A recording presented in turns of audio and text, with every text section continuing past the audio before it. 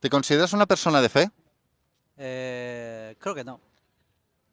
Es que opinar de una persona si es, o sea, decente o que es bueno o malo, eso no depende de cómo piensa él mismo, sino las personas que le conoce o la impresión que le da esa persona a los otros. Entonces, normalmente no me conocen como si fuese una buena gente, la verdad. No sé por qué, pero bueno. A ver, al final el ser o no ser una persona de fe tiene más que ver con la esperanza que nosotros tenemos. Verás, la mejor definición que yo he encontrado de la fe la he leído en la Biblia. Dice que la fe es la certeza de lo que se espera, la convicción de lo que no se ve.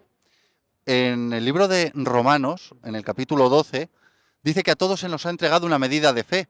La pregunta más bien no es si tienes fe o no tienes fe, sino en qué o en quién tú tienes la fe puesta. Quizás en el gobierno, en tus padres, en el dinero, en el trabajo. ¿Dónde yo tengo puestas mis esperanzas?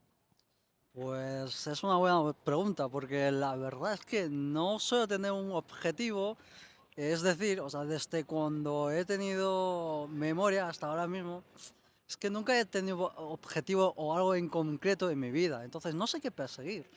Entonces, para mí, entonces estoy yo cada vez más lejos de que tú me estás preguntando, la verdad, porque es que voy yo cada día como sin objetivos, sin ningún tipo de bueno, esperanza, no sé muy bien definir eso, pero es como si no espero nada de lo que puede haber. Es decir, lo que me pasa, pues lo que me ha pasado ya está. Es decir, que un poco que me da igual.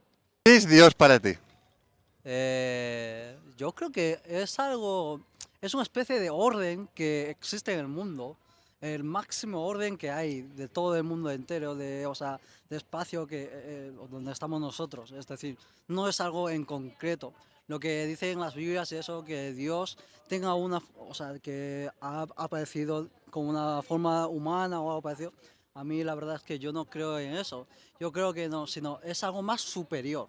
Es una especie de reglas juntas, un orden supremo, vamos, algo como así. Sin conciencia, sin amor y sin propósito.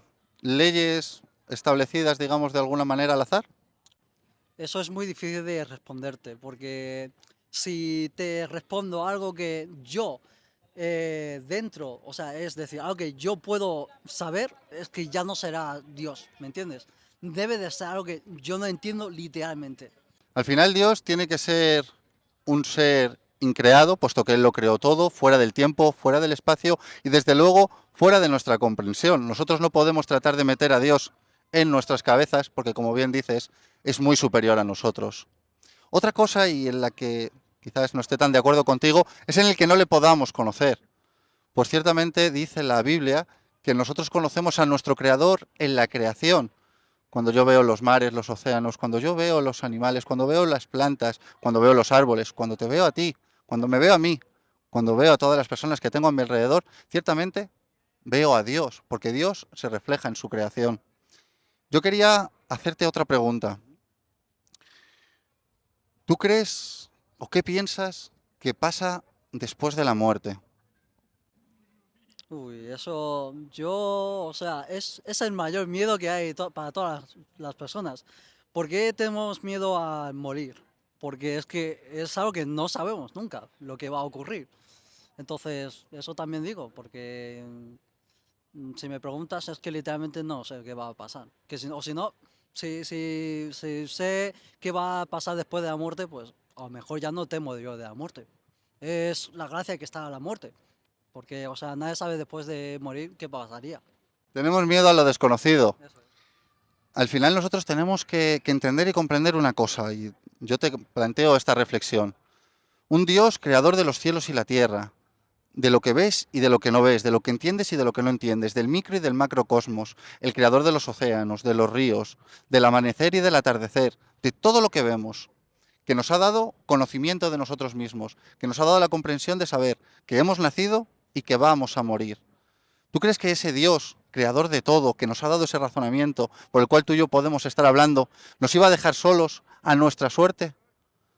Que ciertamente Él No, es un Dios lejano, que le importamos poco o nada, que ha establecido unas leyes y en base a esas leyes nosotros correremos la suerte que tengamos que correr, que no se preocupa ciertamente de nosotros. Es que ahí está en dos tipos de pensamientos. Uno es que piensa, existencia de Dios, eso casi todo el mundo creo que lo reconoce, pero es que lo distinguimos de dos tipos. Uno que es, si el Dios es tan poderoso o tan supremo, ¿por qué le deberíamos importar? Es lo que estoy yo, vamos. Y para otros, creo que para usted a lo mejor, creo que Dios debería ser alguien que nos trae esperanza, nos trae, o sea, sentido de la vida o algo, ¿no? Digo yo. Es que para mí, si tú me preguntas, yo creo que a lo mejor Dios nos ha creado es porque simplemente quiere saber, o es que a lo mejor simplemente le aburre, no sé. Mira, te voy a decir lo que dice la Biblia. La Biblia dice que Dios es amor, no que tenga amor, que Dios es amor. Y por ese amor que Él es y que representa, nos creó a ti, a mí y todo lo que nosotros vemos. Dios es un Dios social, realmente no es un Dios lejano, es un Dios cercano. Dios, al crearnos a nosotros, lo que quería al final era tener una familia, tener unos hijos, con quienes compartir. Dice la Biblia que así creó al hombre y a la mujer a su imagen y semejanza. El problema es que nosotros nos rebelamos. Quisimos ser Dios, quisimos redefinir el bien y el mal y desafiamos a Dios. El problema que eso creó fue el pecado, que entró a la vida de todos nosotros.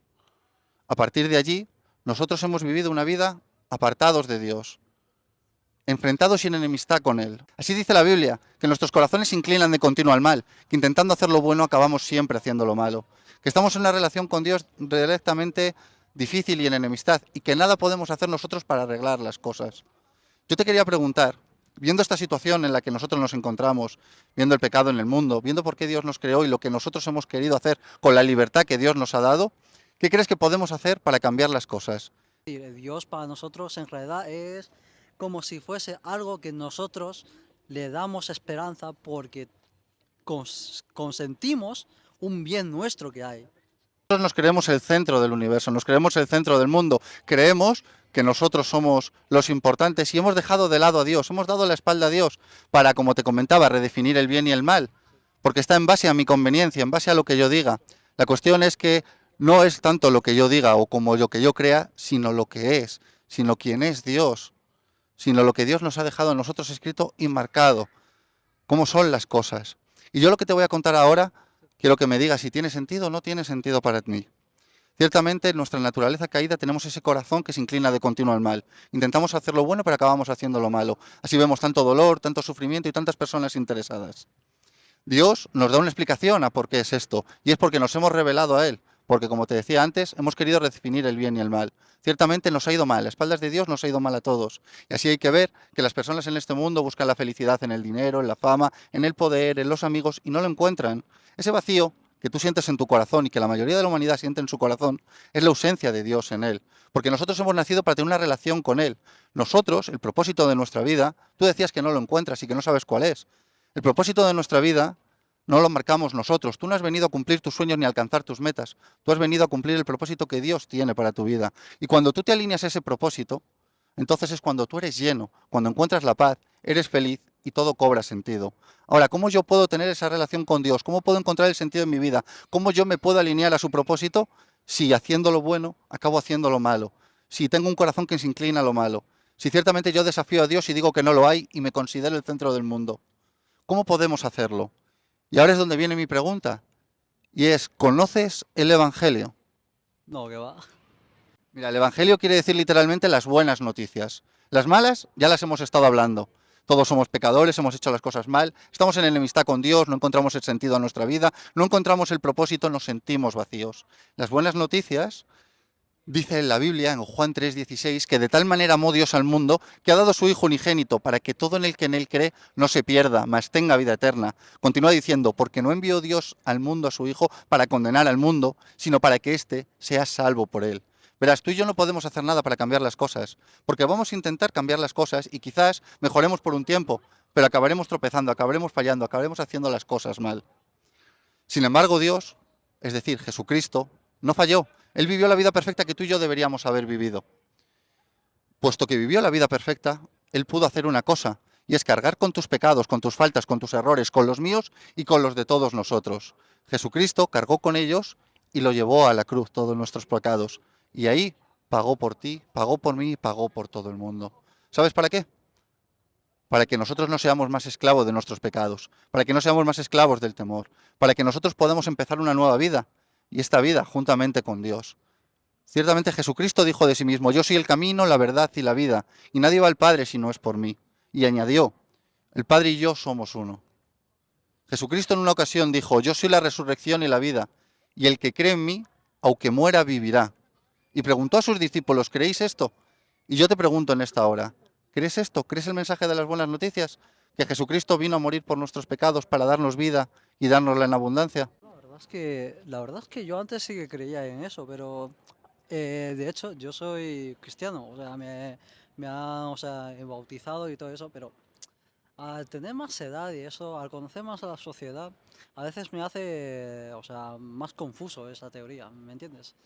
Entonces, llega hasta un punto de que no tengo objetivo, es decir, apenas sé para qué vivo, pero sin embargo me han dicho a alguien, yo vivo simplemente, o sea, la vida es simplemente vivir por vivir. Tú llevaste bien o sea, todos los días que tienes en la vida y hasta cuando te mueres y ya está. Entonces, ¿Qué tal te está yendo? pues ni mal ni bien, la verdad. O sea, como un ser normal que hay aquí, vamos. El problema es Es que que un ser normal a espaldas de Dios no es feliz. depende de cómo, o sea, cómo el valor que tiene cada uno o sea, de bien o de mal. Es decir, no me preocupo por dónde vivir, o sea, prácticamente las cosas, los bienes básicos, las tengo yo, o sea, cedidas. Y tampoco que necesito yo muchas cosas.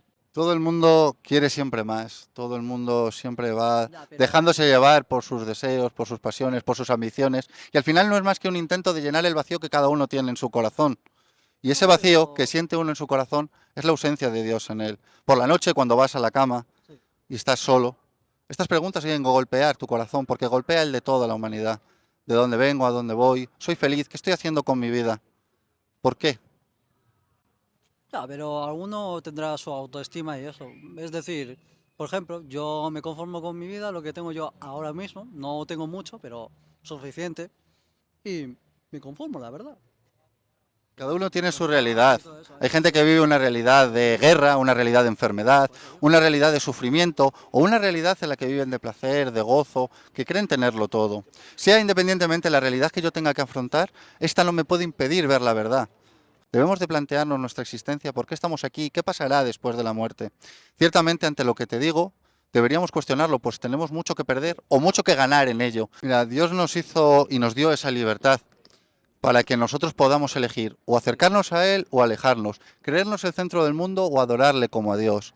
La palabra de nuestro Señor dice que nosotros, conociendo a Dios, no quisimos adorarle, no, pero porque sí, preferimos pero no, más, no nos porque dio la libertad. preferimos más Nos este dio la mundo. libertad de elegir. Porque Dios no quiere esclavos, Dios quiere hijos. Por eso. Y el hijo tiene que decidir acercarse Entonces, a Él o no. entonces, yo tengo una pregunta. Si tú tienes un hijo, ¿acaso quieres que él repita su vida? O sea, como la tuya. Si no le vas a dar, o sea, tú seguro que prefieres darle la libertad, o sea, dejarle cómo crecer a su manera. La palabra de Dios dice que hay caminos que al hombre le parecen rectos, pero su final es camino de muerte. Todos nos creemos buenos en nuestra propia opinión, pero Dios conoce y escudriña los corazones de todos nosotros. Dios, sabiendo lo que hay en nuestro corazón, Dios, sabiendo la condición y el camino que estamos andando, no quiere que nos condenemos. Y puesto que no quiere que nos condenemos y sabe que nada podemos hacer para salvarnos, Él mismo, Jesucristo, siendo Dios, no estimó en ser Dios como algo a lo que aferrarse, sino que dice la palabra de Dios que se despojó a sí mismo, tomando forma de siervo, hecho semejante a los hombres, y estando en la condición de hombre, se humilló a sí mismo hasta la muerte y muerte de cruz. Y eso lo hizo para que tú te puedas acercar en esta hora, arrepentirte de tus pecados y ser salvado y transformado, para que tú puedas ser llamado hijo de Dios. Porque a todo el que acepta a Jesucristo, su sacrificio, y entiende y comprende que es pecador y que nada puede hacer para cambiar las cosas, él pasa de la oscuridad a la luz, de la muerte a la vida, por el Evangelio, por las buenas noticias, por el sacrificio que Jesucristo hizo. Dios es amor, y en el amor de Dios no quiere que tú te pierdas y que te condenes, pero Dios es justicia. Y en la justicia de Dios tienes que pagar por tus pecados, por lo malo que has hecho en esta vida. Ahora, ¿cómo un Dios puede ser amoroso y justo a la vez? Ahí entra en juego el Evangelio. Ahí entra en juego el Evangelio. Jesucristo ocupó nuestro lugar para pagar por nosotros, con lo cual nuestras faltas no quedan sin castigo. Jesucristo pagó por ellas. Y ahora con el amor de Dios puede transformar tu vida.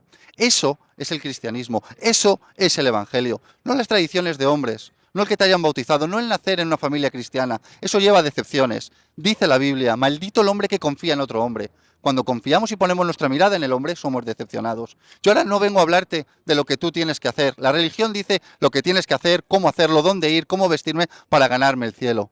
Pero lo que dice la palabra de Dios no es tanto lo que yo haga, sino lo que Dios ya hizo por nosotros. Y esto tiene mucho sentido, porque si hay un Dios creador, que es amor, que se quiere ser nuestro Padre, que creó todo, ¿cómo nos iba a dejar solos? ¿Cómo nos iba a dejar sin guía? ¿Cómo no nos iba a marcar un camino? Ese camino es Jesucristo.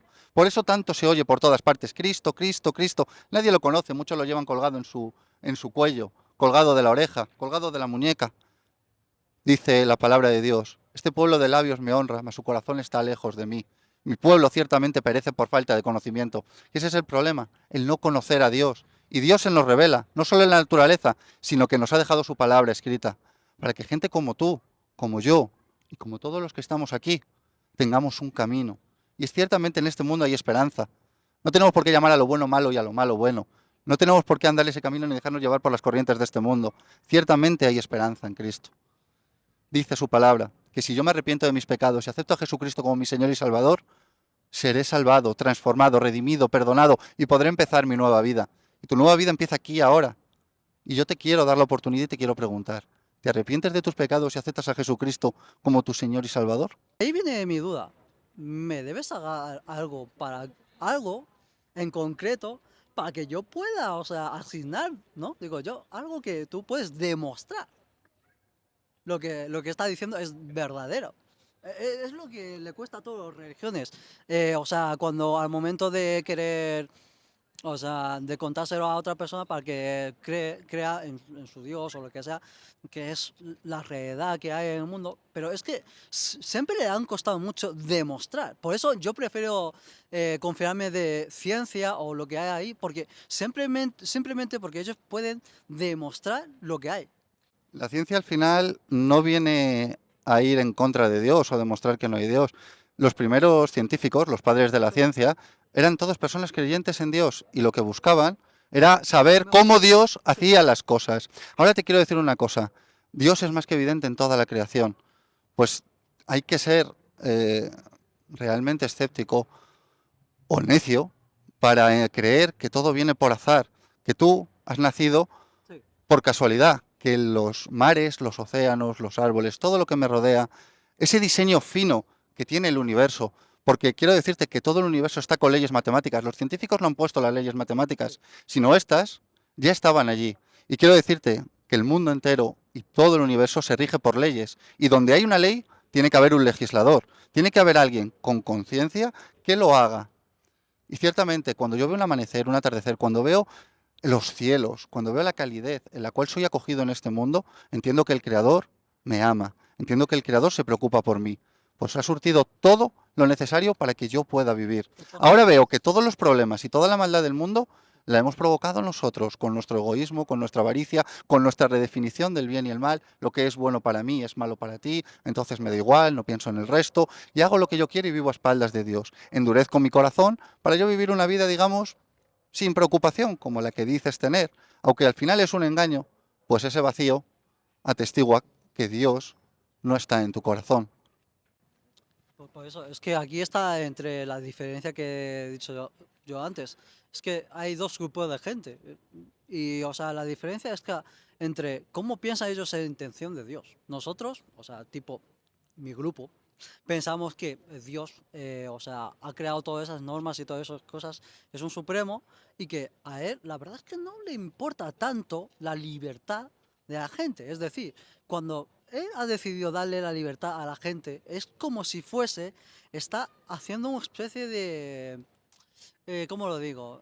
A lo mejor está, simplemente, solo quiere dejar que algo crezca, que algo, o sea, vaya a su rollo, simplemente. Mira, dice la Biblia que teniendo ojos no vemos y teniendo oídos no Sí, oímos. pero tú, ¿cómo te Ciertamente el aseguras de Espíritu de la Dios luz? es el único que te puede convencer del juicio y del pecado. Y yo lo único que puedo hacer llegado a este punto es orar por ti. Ahora será Dios revelándose a tu vida. De otra manera, jamás podrás.